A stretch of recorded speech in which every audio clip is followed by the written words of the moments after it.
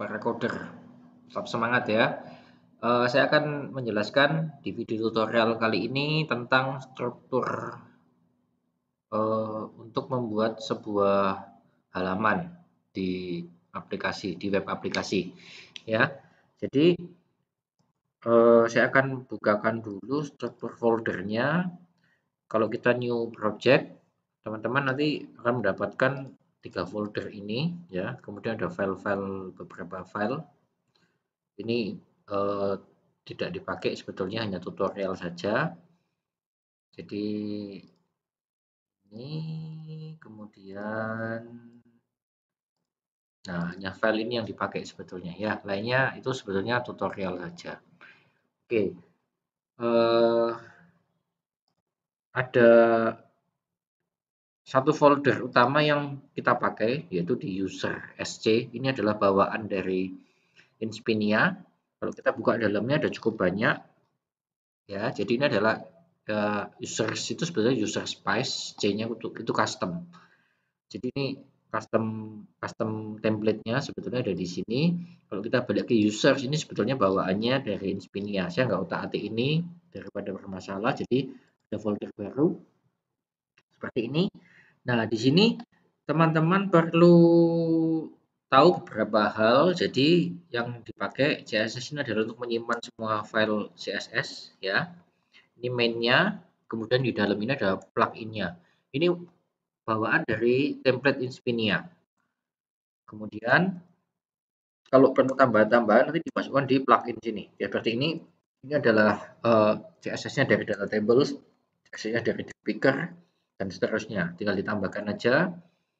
Kemudian font ini bawaan Inspinia juga, nggak perlu diatik kecuali teman-teman mau menambahkan font yang lain. Saat ini masih di font awesome dan Glip icon ya. Ini sudah cukup membantu lah. Kemudian function ini nanti file untuk berinteraksi dengan database-nya. Kalau di MVC mungkin controller ya. Jadi ini tidak menggunakan model MVC-an karena saya otodidak. Jadi kami di Solusi Indonesia tidak ada programmer yang memang bawaan sekolah coding, nggak ada. Jadi kami learning by doing. Oke, kemudian image ini bawaan dari Inspinia juga kita nanti tidak akan pakai. Kemudian include, nah ini jangan diutak-atik juga, ini sudah bawaan dari core yang sudah kami modifikasi untuk menyusun mengubah dari template-nya user space menjadi Inspinia. Jangan diutak-atik juga. Jika teman-teman memerlukan tambahan di file-file tertentu nanti bisa kontak saya, nanti coba akan saya buatkan secara general ya. Kemudian JS tempatnya JavaScript, jadi banyak plugin jQuery di sini semua. Kalau teman-teman mau menambahkan plugin lain bisa ditambahkan di sini. Kemudian ini main plugin yang digunakan, main JS-nya. Kemudian lib ini adalah bawaan dari data tables editor. Nah, di sini adalah kuncinya untuk melakukan CRUD-nya sebetulnya di sini ya. Yang perlu diatur adalah di bagian config ya. Di config ini mengatur username-nya untuk connect ke database.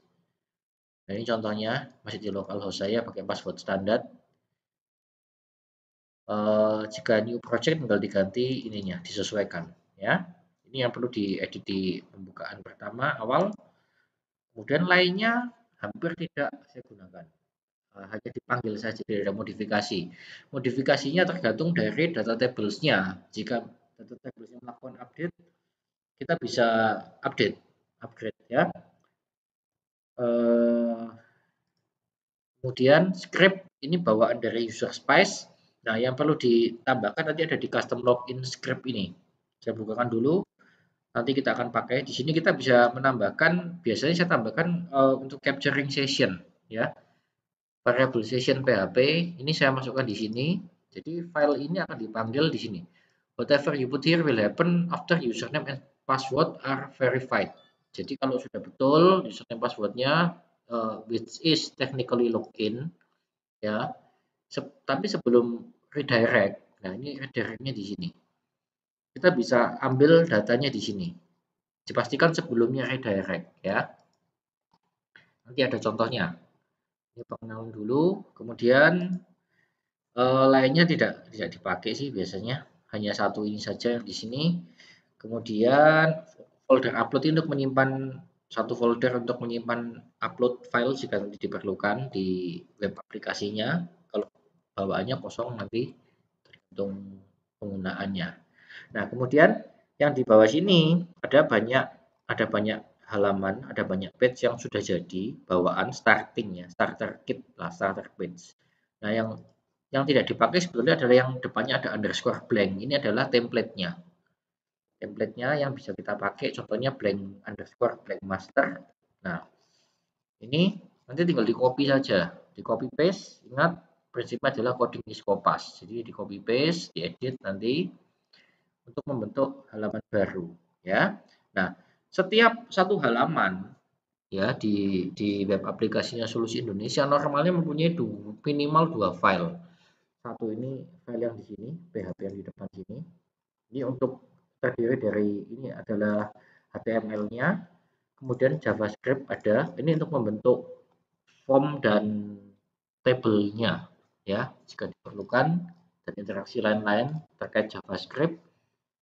Dan kemudian ada satu file lagi di dalam function, ya saya buka file yang sama, underscore blank master ini untuk memanggil ke database. Ya, di sini ada include library-nya untuk memanggil data tables dan ini bawaan ya. Ada satu folder nanti saya jelaskan, saya kelewatan di depan. Nah, ini tinggal diedit aja nanti.